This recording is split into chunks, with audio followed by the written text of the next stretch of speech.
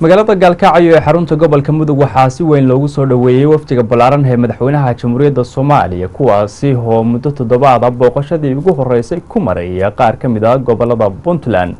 madaxweynaha soo dhaweyntiisa ee magaalada Gaalkacyo waxaa ka qayb qaatay kumanaan shacab ah madaxweynaha dowladda Puntland mas'uuliyiin iyo qaar ka mid ah ismada dhaqanka ee gobolka Mudug.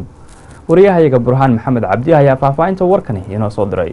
madaxweynaha dawladda federaalka ee Soomaaliya mudane Maxamed Cabdullaahi Maxamed Farmaajo ayaa maanta lagu soo dhaweeyay garoonka diyaaradaha Cabdullaahi Yuusuf ee magaalada Gaalkacyo waxaana halkaas ku soo dhaweeyay madaxweynaha dawladda Puntland Cabdiweli Maxamed Cali Gaas madaxweynaha maamulka Galmudug Axmed Ducaale Geelle Xaaf xildhibaano ka tirsan dawladda federaalka ee Soomaaliya xubno kale oo ka tirsan golayaasha dawladda Puntland iyo maamulka Galmudug sidoo kale waxaa halkaas ku soo dhaweeyay maamulka gobolka Mudug ee labada dhinac maamulka degmada iyo qaybaha kala duwan ee bulshada Gaalkacyo ayaan u kala harin dhamaantoodba soo dhaweynta madaxweynaha dawladda federaalka ee Soomaaliya waxaana madaxweynaha maamuus sare loogu sameeyay garoonka diyaaradaha Cabdullaahi Yuusuf halkaas oo uu salaan sharaf kaga qaatay cutubyo ka tirsan ciidanka dawladda Puntland iyo Galmudug oo wada jira iyo sidoo kale ciidamada wada jirka ee loogu talagalay amniga magaalada Gaalkacyo sidoo kale waxa goobjoog ka ahaa soo dhaweynta madaxweynaha taliyaha guud ee ciidamada xoogga dalka Soomaaliyeed General Gorod madaxweynaha ayaa waxa halkaas hadal la soo dhaweynay ka jeediyay gudoomiyaha gobolka Mudug ee Puntland Xasan Maxamed Khaliif waxaana sidoo kale halkaas madaxweynaha dawladda Puntland Cabdiweli Maxamed Cali Gaas ayaa erayo soo dhaweynaa madaxweynaha dawladda federaalka ee Soomaaliya halkaas uga jeediyay madaxweynaha waxa ku soo dhaweynaya dadka farahaas leh oo ilaa saaka taagna oo qoraxda u soo adkaystay oo kaliya inay ku soo dhaweeyaan bay qoraxda u joogan maanta oo dhan ku soo dhawaada adiga waqtigaagu bismillaahir rahmaanir rahiim salaam alaykum waa maasantihiin reer Gaalkacyo aad iyo aad baad u maasantihiin soo dhaweynta madaxweynaha quruxda badan soo dhawaada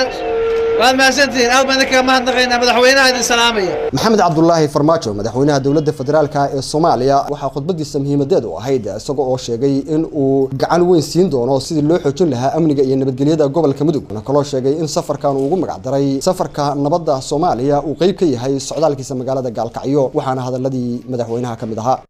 Soomaaliya noolaato reer Gaalkacyo madaxweyne safarkan dheer oo aan ka soo bilaabay Puntland haddana aan magaaladan Gaalkacyo ku joogo waxaan rabaa in aan la wadaago safarkan magaciisa wuxuu yahay waxaan ugu magac daray safarkan inuu noqdo safarkan magaciisa waxa weeyaan rabaa halkan aan ku daafuro waa safarka dib u heshiisiinta Soomaaliyeed waa safarka dib u heshiisiinta Soomaaliyeed oo aan rabo halkan magaaladan Gaalkacyo aan doonayaa inay noqoto hoygii dib u heshiisiinta Soomaaliyeed waa magaalo taariikhi ah oo ka yimaadeen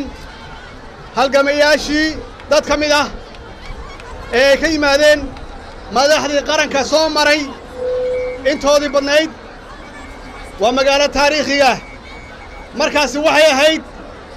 hal magaalo ay ahayd oo dadkeedu ay walaalo yihiin waana ku soo celinayna insha Allah magaaladan inay noqoto meeshii dib u heshiisiinta Soomaaliya ka bilaaban lahayd hadduu Ilaahay yiraahdo waa mahadsantiin sida sharafta leh oo wanaagsan oo waaltinimada leh oo kalgacaltooyada leh oo Soomaalinimada leh oo midnimada leh aad noogu soo dhaweyseen insha Allah waxaan u nimid inaan xog wareysano